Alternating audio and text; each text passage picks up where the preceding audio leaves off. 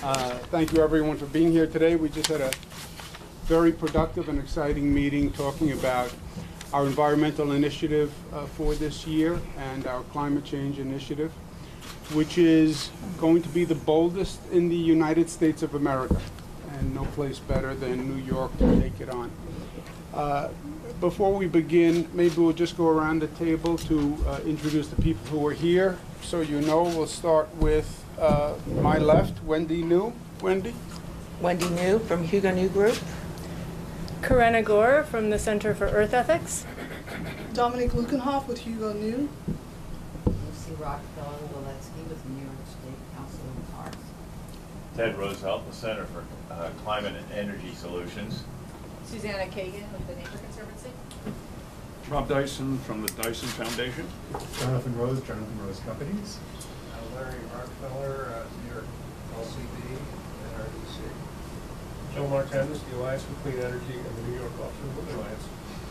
Lee Strickler, Environmental Advocates of New York, and EDF board member. Rose Harvey, Senior Fellow, Parks and Open Space at the Regional Plan Association.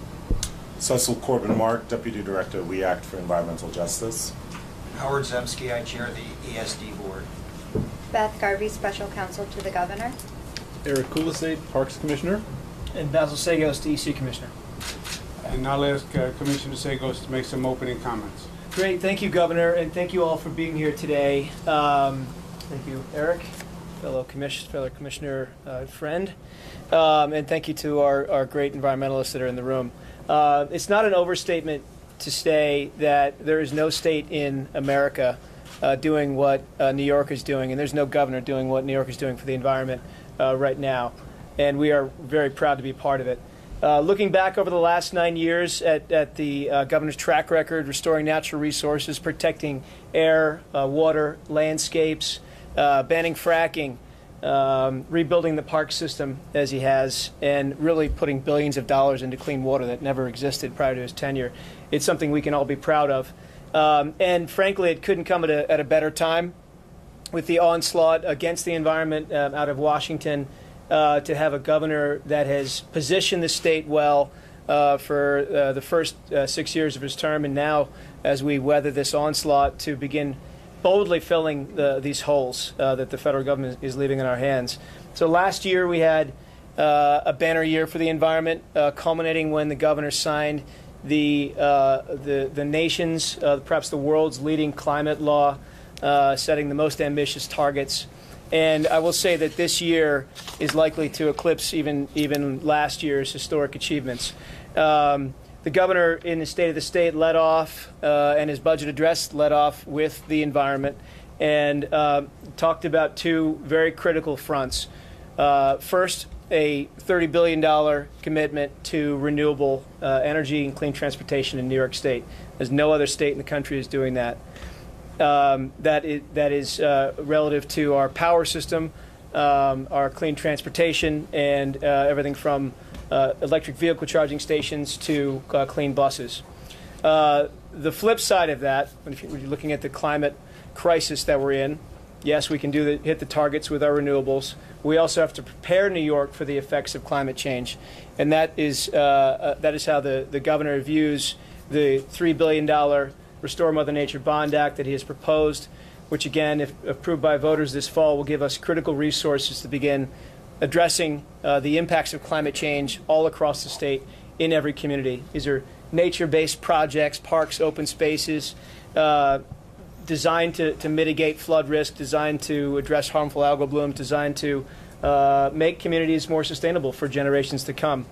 This Bond Act proposal and the energy proposals that the governor has set forth are in addition to a $300 million Bond Act, $300 million EPF, Environmental Protection Fund. And I remember back to my first year with the governor, we were excited about a $5 million increase to the EPF, and the governor brought it to $300 million, and is now for the 6th year in a row at that level.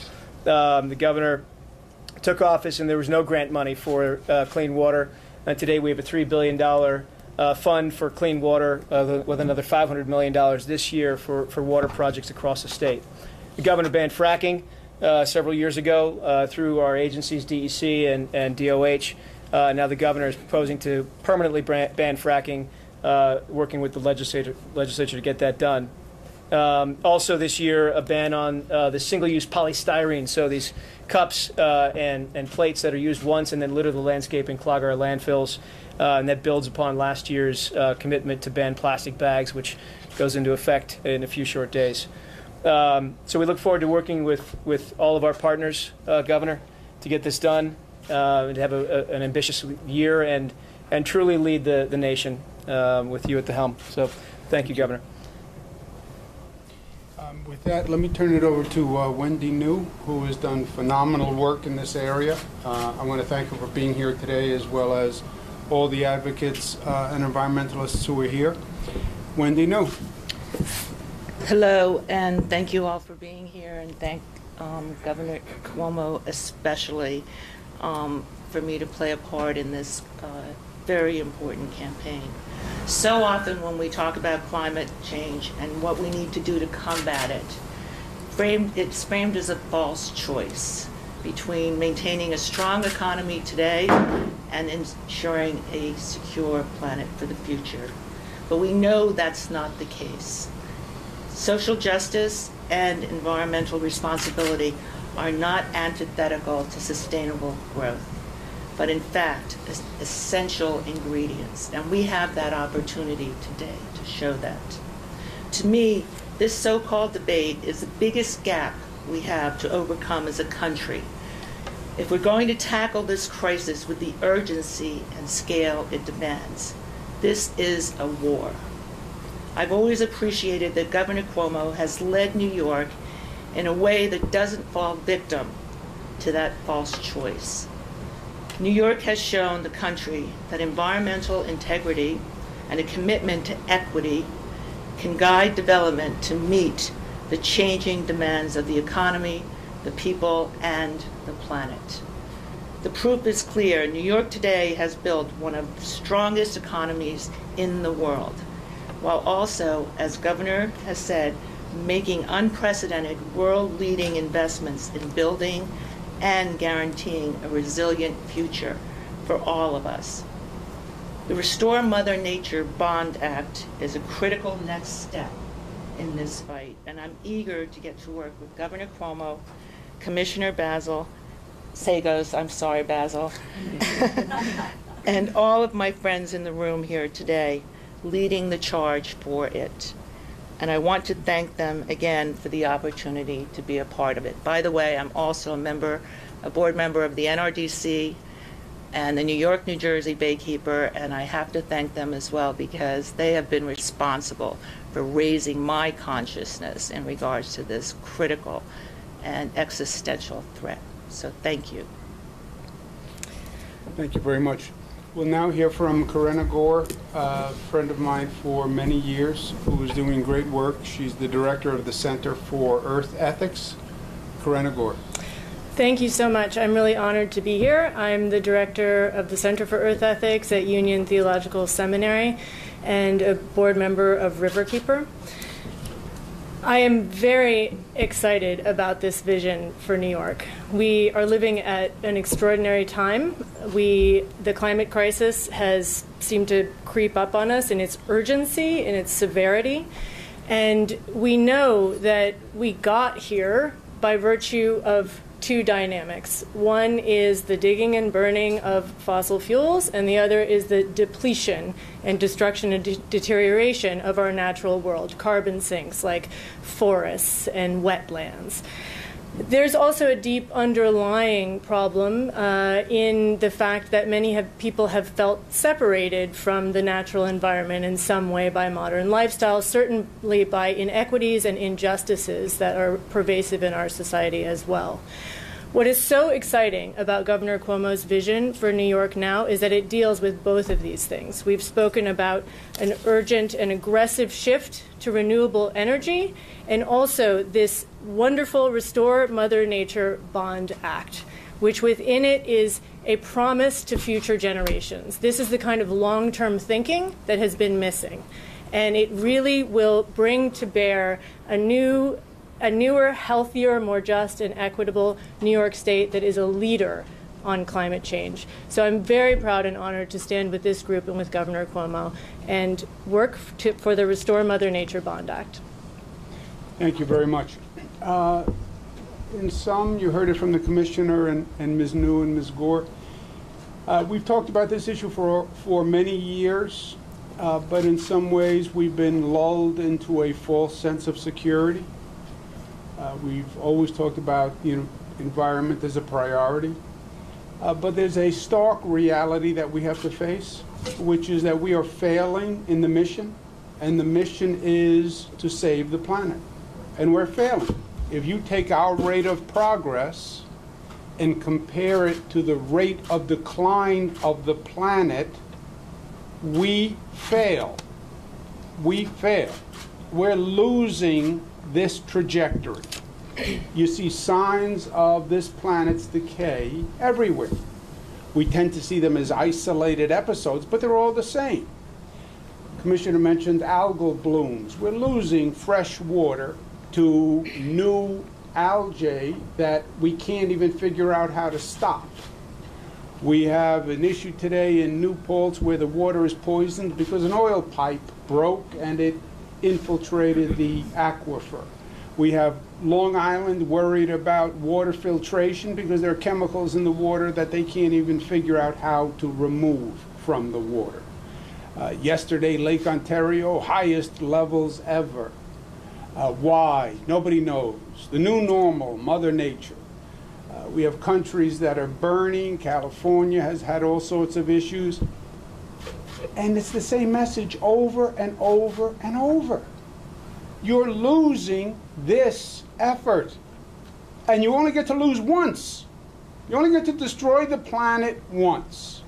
And you will reach a point where we can't go back and repair what we did.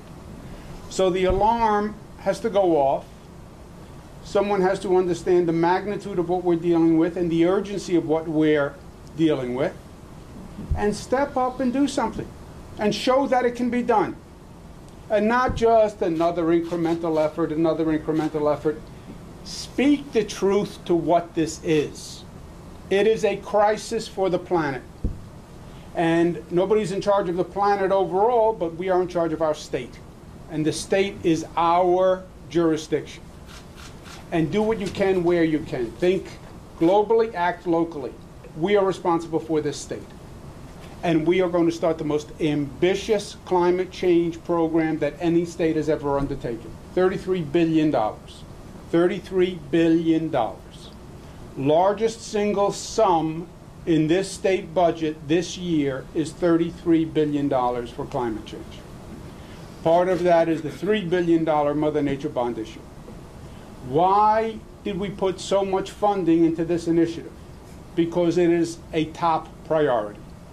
Because if you don't save the planet, everything else is irrelevant.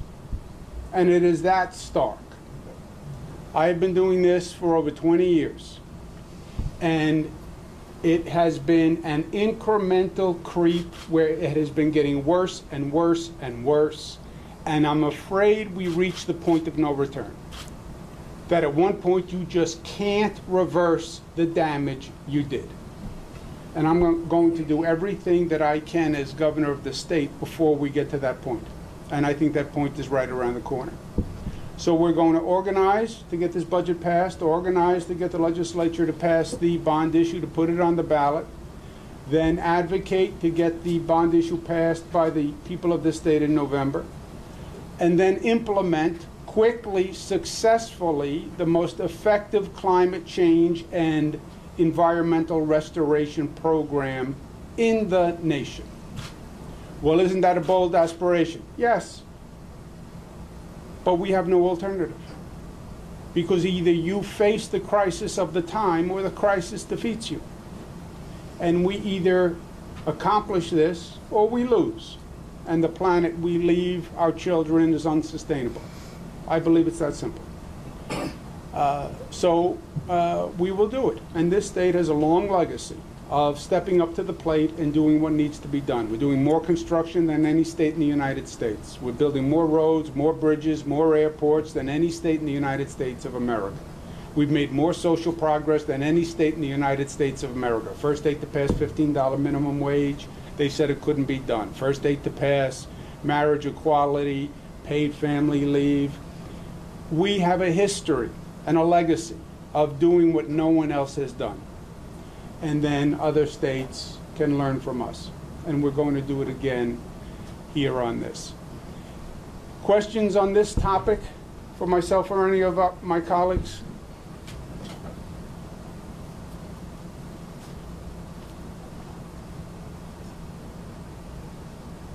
I'm not going to move on until you ask a question. Yes, sir. Do you plan on bringing up the importance of environmental policy to the President when you're at the White House this afternoon? And if so, do you think he'll listen to you?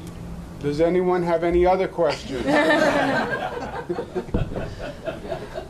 are a number of items that I'd like to get to with the President. This meeting has a specific focus, but if there's an opportunity to bring up other issues, I will.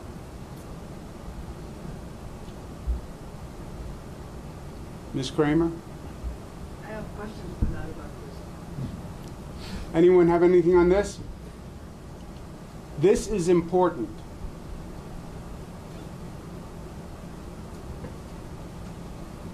I think we answered all their questions. Okay. Anyone have anything else?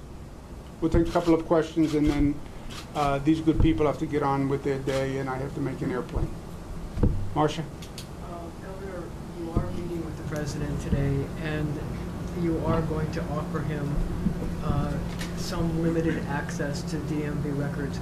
But since you yourself have admitted that, in a sense, it's a bluff, what are you hoping to accomplish by meeting with the President, and do you think he's going to understand it's a bluff? Well, look, I want to find out if, to the extent this is a logical, rational situation, we have the solution. The Department of Homeland Security said that they're ending the Trusted Traveler Program, the Global Entry Program, because they need information from our DMV database. I don't believe that's true. The way the Global Entry Program works is you go for an in-person interview with the federal government. You sit down in the chair across from them. You provide whatever information they want. I don't see why they would need our state DMV database to conduct that discussion. Second, any criminal information that we have in our state database, we already give to the FBI. So Homeland Security could get whatever criminal information they want from the FBI, who has all the state records. So I reject their premise, but assuming for whatever reason they think they need access to the DMV database for the TTP and global entry enrollees, I said, we'll give it to you. No issue. I'll give it to you. So that should resolve it. Unless it's not really about TTP and global entry, and it's about what that memo that was leaked from DHS suggests, which is it's all politics, and it's retaliation and it's reprisal because they're really upset that we give licenses to undocumented people. We give licenses to undocumented people in New York because it helps the public safety of New Yorkers. My children are out there driving cars. I want to make sure the people who are on the roads have a license and know how to drive a car. That's why we have our license program. But if they think they're going to extort New York into giving them the database of undocumented people, they're wrong. I will never do that. Governor, the question is when you walk out of the White House today, do you expect to leave with a promise that New Yorkers will now be able to participate in TTP and other, fast travel systems? Yeah, Marcia, I've gone to the White House to argue about the SALT deduction where they raised our taxes here in New York by ending state and local taxes.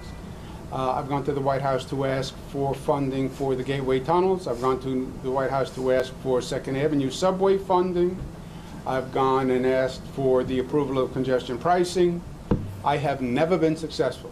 So if you're asking me, do I have a high expectation of success? No. But it makes me feel better knowing I did everything I could to argue for the state of New York. Well, why go? I feel better after I argue. No, seriously, I think that is my role, right? Why do you pay a part of my salary? Because I represent you, and I advocate for you, and I fight for you. Not just in situations where I find it comfortable, not just with people who I find it comfortable. I'm there to represent the people of the state of New York. They lock us out of the TTP program, it's going to hurt tens of thousands of New Yorkers who will be inconvenienced for no reason, no logical reason, just pure retaliation. And I want to know that I did everything I could to stop that. If you think this is all politics, this is a concern that if you two go at it today, it could expand to other fast traveler programs like TSA Free, which they've said is exempt so far? We're not going to go at anything. I'm going to go and just present the facts. And look, if they're making a decision on the facts, I think they'll agree with our position. You can have access to the TTP for TTP enrollees to the DMV database. Problem solved. That solves the problem they outlined, right? We need information for the TTP enrollees. You have it. No, we don't. Yes, you do. No, we don't. We want to get it from the DMV database. Okay, I'll give it to you. I give it to you. Well, we want something else. Well, that's what we have to find out. Yeah, Bob.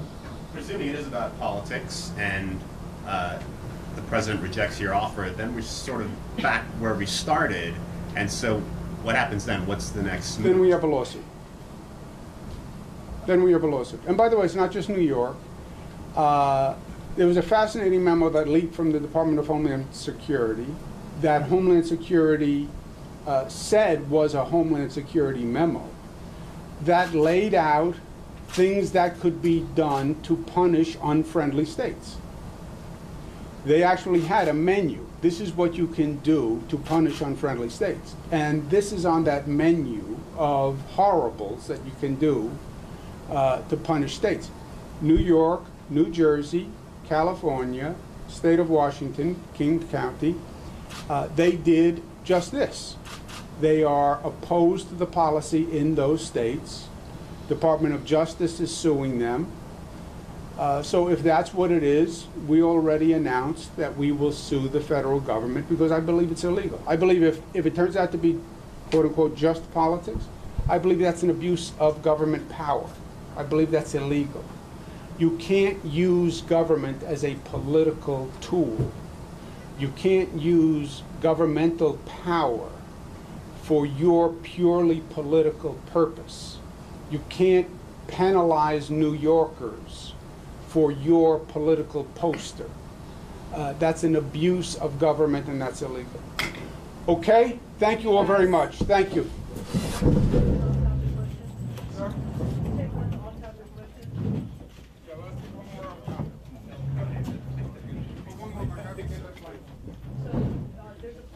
Central terminal, apparently the lower concourse, the businesses are beset by homeless people who are scaring people away and making some businesses consider the possibility of having to close because of loss of business. Is there anything that the state can do, both for the businesses who are afraid that they're going to have to go out of business, and also for the homeless people who have taken up residence there?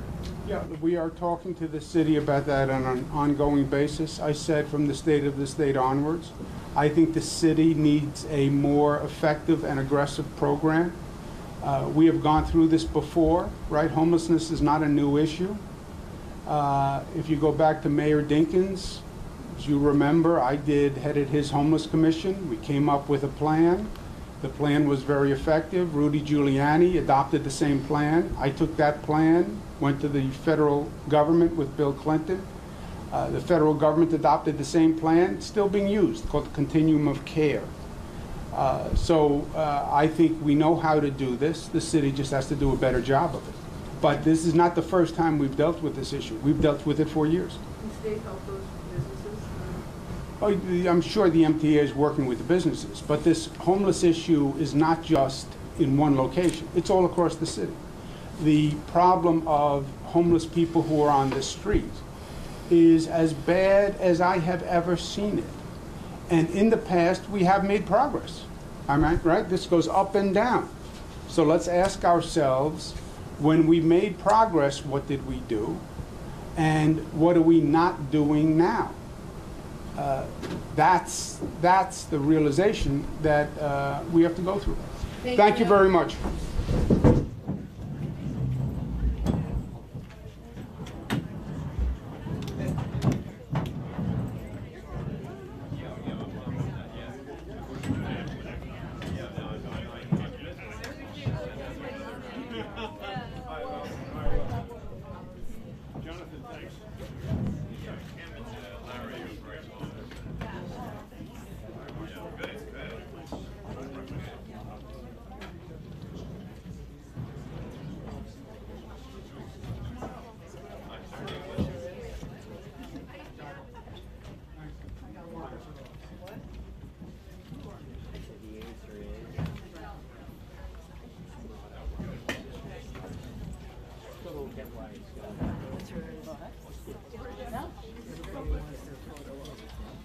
He wants to pick on Trump, and Trump wants to pick on him, and everybody wins. Appearing with a team of environmental leaders in New York today, the governor said this is why.